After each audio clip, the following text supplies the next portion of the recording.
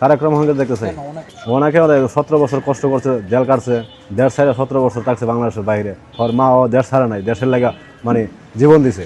আল্লাহর ভরসা রেখে বলেছে ও 100% হবে। আমার ব্যক্তিগতভাবে এখন বর্তমানে তারেক রহমানকে দেখতে ভালো লাগে। তার কথাবার্তা, তার আদর্শ যেভাবে বুঝাচ্ছে মানুষকে, সেভাবে যদি সে ঠিক রাখে, তার কথা এবং ওয়াদার দিকে লক্ষ্য রেখে ডক্টর শফিকুর রহমান রায় প্রধানমন্ত্রী হিসেবে দেখতেছি আমরা বিগত সরকারের শাসন আমরা দেখছি, আওয়ামী লীগ দেখছি, বিএনপি দেখছি, কিন্তু এখন চাই নতুন একটা দল আসুক, ইসলামী একটা দল আসুক, ইসলামী দল দেশ শাসন করুক মুসলমান হিসেবে, এটা আমি চাই। এখন তো বর্তমান প্রধানমন্ত্রী হিসেবে তারেক রহমানের দেখতেছি এখন তো এই যোগ্য থাকলে তারেক রহমানই আছে। আশা করি আল্লাহর হুকুমে হইতে পারে।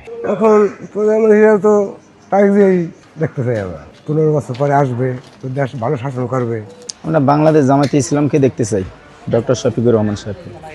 কারণ আমরা অতীতে পরে আমরা অনেক সরকার দেখেছি, কারো রিপোর্ট ভালো না, সবাই দুর্নীতি করে চলে গেছে।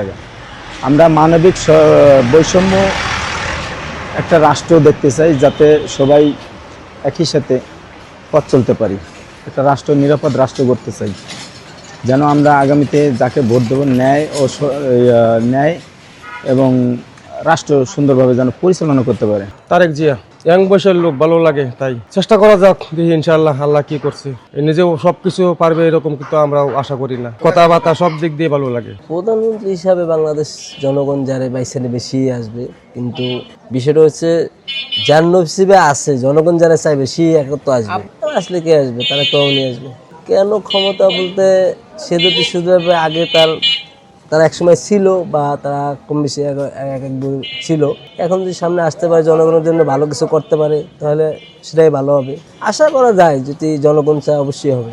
মানে অন্য সব দল তো দেখলাম, ঠিক আছে, এখন একটু জামাতের দেখতে হলে ভালো হইতো। এখন পারুক না পারুক সেটা তাদের ব্যাপার।